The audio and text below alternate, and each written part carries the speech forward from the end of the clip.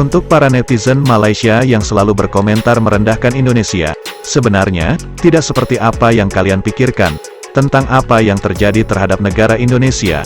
Indonesia adalah negara besar, cara membina negara besar, serta mengelola negara besar.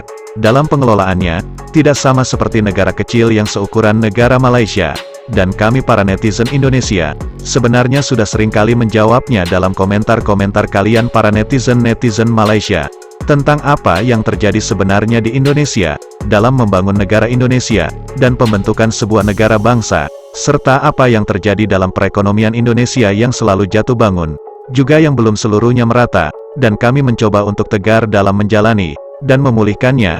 Jika kalian para netizen-netizen Malaysia, ingin mendapatkan jawaban lebih jelas lagi, silakan saksikan video satu ini, karena video ini menjelaskan bagaimana negara Indonesia terbentuk dan mencoba untuk berdiri, serta tumbuh menjadi seperti sekarang ini. Kami berharap, kalian para netizen-netizen Malaysia, mengerti dan memahami, karena video ini menjelaskannya dengan cara yang sangat menarik, yang menggunakan perumpamaan-perumpamaan, dan sebuah istilah. Untuk itu, mari kita saksikan videonya.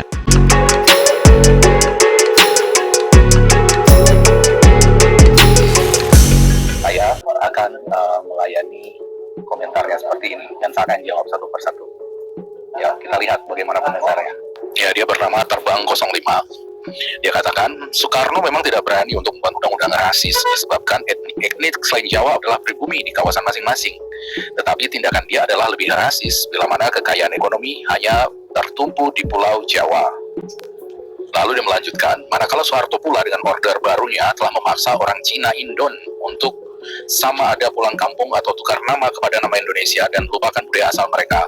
Dan pembantaian Cina Indon 1998 itu bukan rasis. Sejarah Indon lebih banyak pembantaian dari 1945 oleh rakyat terhadap rakyat itu apa? Dan admin pura-pura lupa, sebelum ada Indon, terdapat banyak kerajaan-kerajaan lama di Nusantara yang masing-masing ada pemimpin dan undang-undang sendiri. Maka Sumpah Pemuda itu boleh dipakaikah sebagai mewakili kerajaan-kerajaan ini untuk bergabung? Seharusnya wakil pemimpin-pemimpin kerajaan lama ini yang patut beri kata putus, bukan budak-budaknya pemuja Soekarno. Dan Bhinneka Tunggal Ika itu hanya laungan kosong, sebaliknya mendiskriminasi golongan kelas bawah. Lihat aja servis kesehatan Anda yang buruk terhadap kelas bawah. Pelajaran tinggi hanya untuk orang kaya. Nah, seperti kita lihat, Terbang 05 ini berbeda dengan komentator-komentator Malaysia lain yang masuk ke sini yang taunya cuma ya segala IQ gorila lah, hidung orang yang permasalahkan, dinding kamar gitu. Dan dia ini lebih cerdas dan ada argumen. Oke, kepada Terbang 05 ini kita jelaskan dari awal karena dia sudah menyinggung tentang berdirinya Indonesia, tentang raja-raja yang dulunya sudah ada di sini. Baik, jadi begini, awalnya kita itu sama. Malaysia dari Indonesia itu dijajah oleh bangsa Eropa, Indonesia oleh Belanda, dan Malaysia oleh Inggris. Kemerdekaan kita itu berbeda ya. Indonesia ketika merdeka itu sama posisinya kurang lebih dengan Malaysia. Ya, dulunya kita itu ibaratkan, kalau negara ini kita ibaratkan sebuah pohon. Ya, jadi dulu masing-masing ada pohon besar yang namanya Inggris di Malaysia dan Belanda di Indonesia. Ketika kita merdeka, pohon itu ditebang. Bang, ya. Indonesia memilih ketika pohon itu ditebang, itu kami bongkar pohon sampai ke akar-akarnya. Kemudian setelah pohon bernama ini Belanda itu dibongkar, kami tanamlah pohon baru yang cocok dengan tanah kami bernama Indonesia. Tidak ada lagi sisa-sisa pohon lama, kami buang, gitu ya. Dan pohon yang bernama Indonesia inilah yang kami rawat dari kecil. Berat memang, berat. Karena kemungkinan berhasilnya jauh lebih kecil. Itu resiko yang diambil oleh para pendiri bangsa kami. Beresiko kita membuang pohon lama yang sudah terbukti berbuah, yang kalau dilanjutkan itu hasilnya sudah hampir pasti. Kami mengambil resiko untuk menanam pohon yang baru bernama Indonesia dengan identitas baru. Semua etnis yang dulunya itu ada bangsa Jawa, bangsa Sumatera, macam-macam itu melebur menjadi satu yang namanya Indonesia. Ya, kalian di Malaysia mengambil langkah yang berbeda.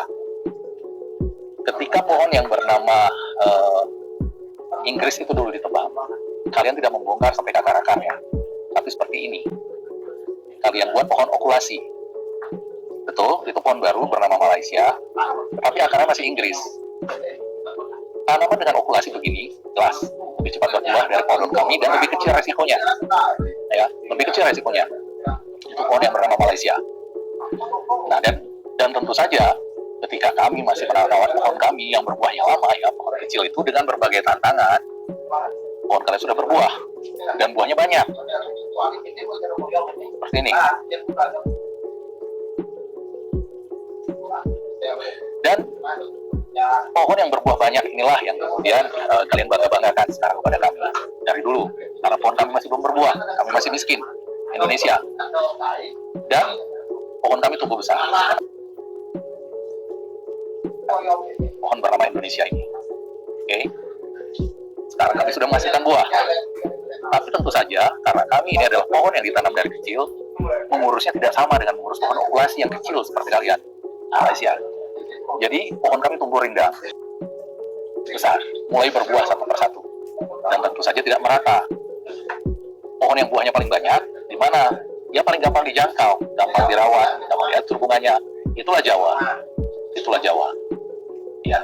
Dan beberapa cabang yang jauh itu mungkin kurang perawatan, dan itu bukan mau membela diri, itu kesalahan kami juga. Ya, kami belum mampu untuk menjangkau cabang-cabang yang jauh untuk dirawat supaya berbuah dan berbunga. Gitu. Dan sekarang di Jawa itu berbuah, kalian masih tetap membangga-banggakan. Tapi tahukah kalian, yang namanya pohon okulasi, ukuran kalian yang cuma akan segitu, nggak akan besar seperti pohon kami Indonesia. Buah dari pohon kalian juga ya segitu juga banyak, tapi udah segitu mentok. Kalau pohon kami ini sekarang belum berbuah dengan sempurna semuanya, sudah berbuah. Tapi bagian yang berbuahnya saja, ya, itu 20% dari penduduk Indonesia, itu penghasilannya setara atau lebih dari rata-rata seluruh Malaysia. Artinya kalian 23 juta, kami 56 juta penduduk Indonesia itu penghasilannya setara atau lebih dengan rata-rata Malaysia.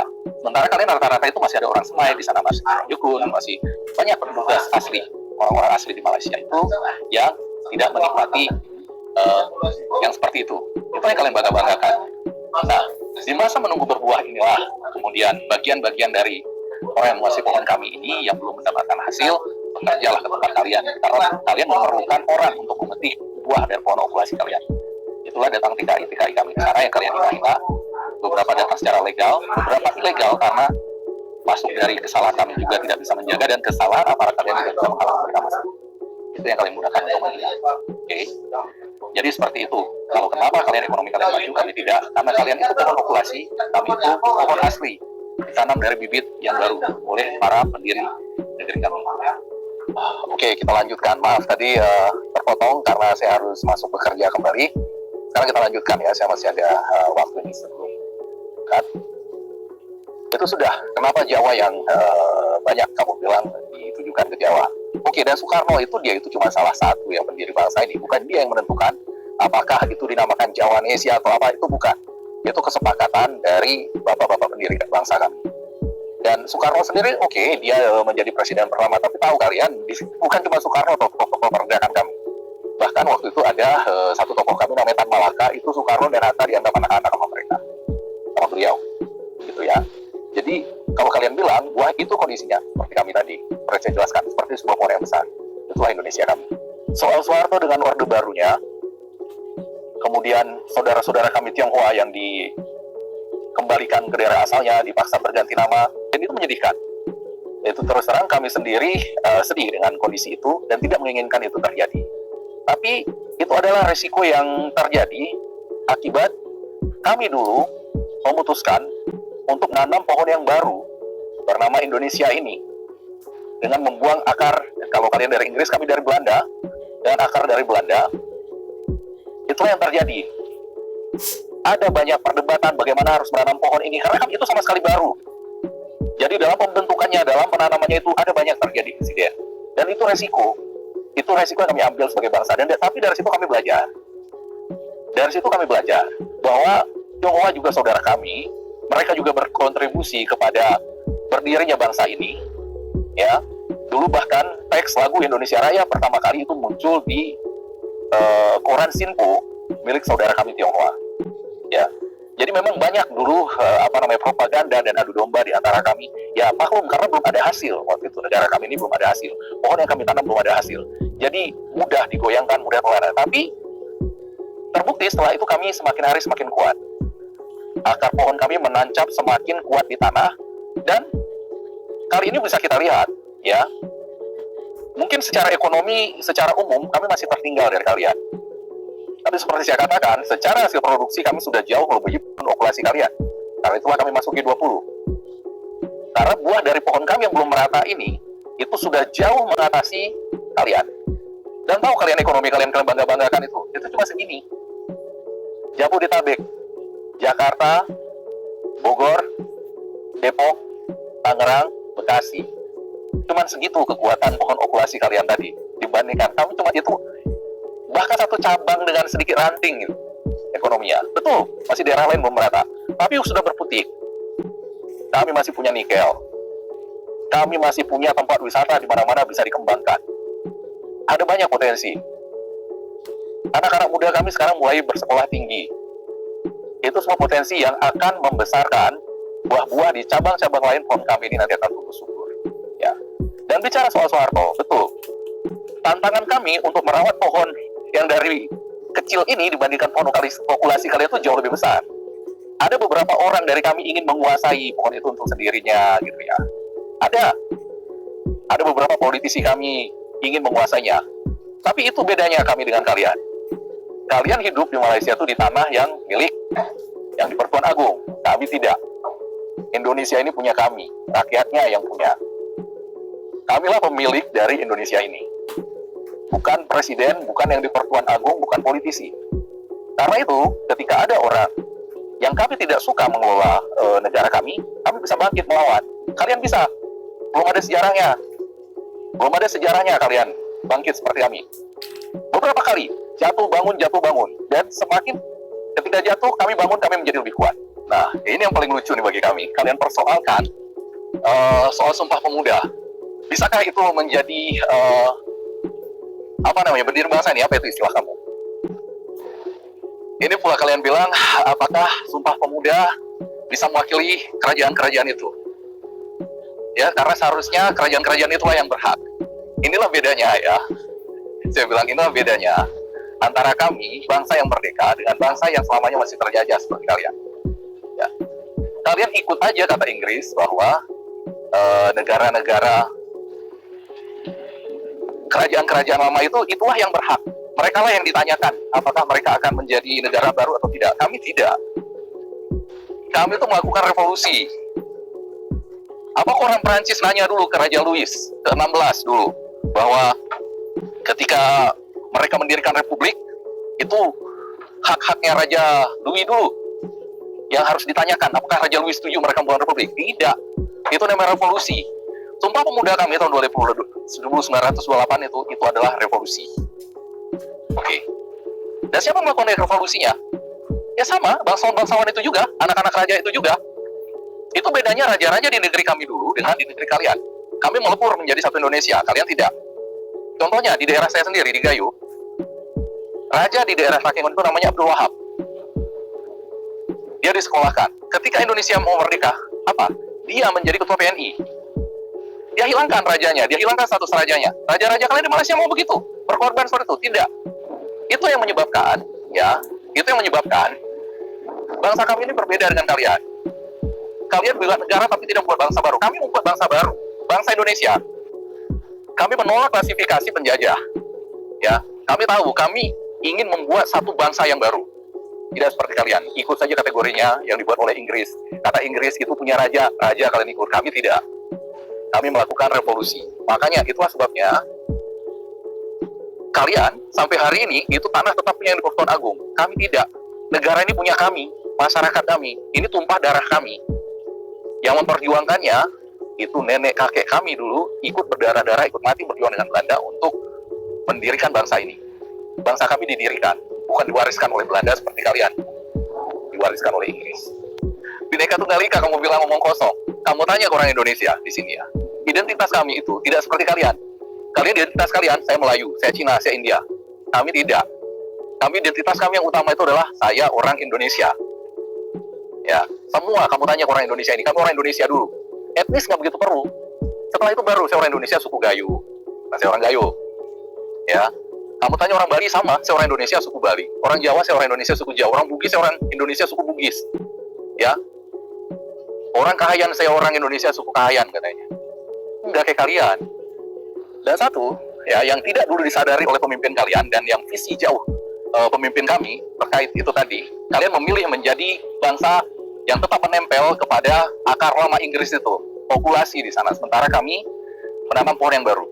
Yang tidak disadari oleh pemimpin kalian, tunas populasi yang kecil itu tidak mampu memberi nutrisi kepada akar pohon yang besar peninggalan Inggris itu. Sehingga perlahan-lahan akar pohon kalian itu membusuk. Akar pohon yang besar itu. Itulah yang sekarang itu menjadi potensi kalian, rasisme konflik horizontal antara Cina, India, dan kalian sendiri. Kami tidak punya itu. Akar kami semakin lama semakin kuat karena kami menanam pohon yang asli. Dan terbukti kan, bagaimana akar kalian membusuk, Singapura akhirnya melepaskan diri. Dan hasilnya, mereka melejit jauh meninggalkan kalian ketika mereka memilih menjadi negara bangsa seperti kami. Tidak berkaum-kaum seperti kalian. Melejit jauh. Malah sekarang kalian dilecehkan sampai pemerintah kalian turun sendiri ketika kalian dihina oleh pelawak dari Singapura. Dan karena apa? Karena memang yang dikatakan oleh pelawak itu kenyataan. Nah itulah, jadi kalian itu hidup di tanah milik di Persatuan Agung. Sehingga rasa memiliki kalian terhadap bangsa itu berbeda dengan kami. Kami orang Indonesia, kamilah pemilik bangsa ini. Dan kami rela mati untuk negara kami ini. Ketika ini dihina, orang Indonesia bisa ngamuk semua gitu. Dan buktinya kamu bisa lihat bagaimana ketika pemain tim nasional kami, apapun rasnya ya, yang dari Papua, dari Bugis, dari Jawa, yang berdarah keturunan Belanda, kamu lihat ketika di lapangan mereka menyanyikan lagu Indonesia Raya. Ada kamu lihat, bandingkan dengan tim nasional kalian pemainnya. Rasa cintanya kepada negara ini nggak bisa dibandingkan sama kalian. Karena ini negara, bangsa yang kami dirikan dengan darah dan air mata. Ya, resiko kami untuk sampai ke titik ini luar biasa besarnya. Kami sampai bertikai sama kami sendiri yang tidak percaya dengan keberadaan bangsa ini. Tapi kami maju dan sampai di sini. Kamu lihat, kalau kamu nonton pengalungan medali Olimpiade bulu tangkis 1992, Susi Susanti, atlet kami keturunan Tionghoa yang kata didiskriminasi di sini, dia menangis berair mata ketika menyanyikan lagu Indonesia Raya berkumandang. Dia rela mati untuk negerinya. Itulah kami Indonesia. Begitu kami rasa memiliki kami terhadap bangsa ini. Dan sorry saya bilang ya, ini cuma bisa dimengerti oleh manusia yang berjiwa merdeka. Bukan orang yang seperti kalian yang ikut apa kata penjajahannya. Ya, oke, kalian bilang itu bahwa seharusnya itu hak dari raja-raja. Ya kan? Apakah dia setuju negara yang dibentuk? Saya tanya. Oke, ketika raja-raja kalian itu menguasai tanah Melayu, yang sekarang kalian sebut tanah Melayu itu, apakah kalian nanya sama orang Semai, Kenshu, Lita, Jano, Bate, Temyar, Senoberi, ke-18 suku orang asli itu? Apa raja-raja itu nanya dulu sebelum dia mendirikan negara itu di sana? Hah? Apa raja-raja kalian orang Melayu minta izin dulu sama mereka? Bagaimana kalian setuju nggak bahwa tanah Melayu ini akan saya kuasai? Ada. Tunjukkan saya buktinya kalau ada. Jadi begitu, ya. Beda mentalitas manusia merdeka seperti kami, bangsa yang merdeka dengan bangsa yang mentalitasnya sampai hari ini masih mentalitas terjajah seperti kalian. Kalian ikut generasi dari Inggris. Jadi begitu. Oke? Ada pertanyaan? Silahkan ajukan lagi, saya akan jawab. Demikian ya untuk teman-teman di Indonesia, kasih paham. Memang kita saat ini masih secara rata-rata masih kalah dari Malaysia, tapi harus dimaklumi. Karena pohon kita ini belum berbuah semua. Tapi di dalam jangka panjang, Indonesia ini punya potensi lebih bagus daripada Malaysia jauh. Karena pohon kita jauh lebih besar. Apakah itu pasti akan berhasil? Tentu saja tidak. Tidak ada satupun jaminan di dunia ini bahwa semua akan berhasil. Tapi kita akan jaga, kita rawat pohon kita untuk tumbuh dan saling percaya. Kalau ada orang yang mencoba mengganggu pohon kita, entah politisi, entah itu penguasa, calon presiden, kita sebagai pemilik bisa melawannya. Kita sebagai pemilik bisa menyingkirkan mereka. Jadi demikian dulu video kali ini. Tetap semangat. Assalamualaikum warahmatullahi wabarakatuh dan merdeka. Dari video yang sudah kita saksikan tadi, apakah netizen Malaysia sudah mengerti? Saya yakin, pastinya tidak, orang-orang Malaysia tidak akan paham dan mengerti. Hanya orang-orang yang merdeka dengan perjuanganlah yang dapat memahami, atau negara-negara yang pernah berjuang untuk kemerdekaan negaranya lah, yang dapat mengerti dan memahami isi dari video yang sudah kita saksikan. Mengapa orang-orang Malaysia tidak akan mengerti dan memahami? Karena, negara Malaysia, merdeka bukan dari hasil perjuangan melawan penjajah.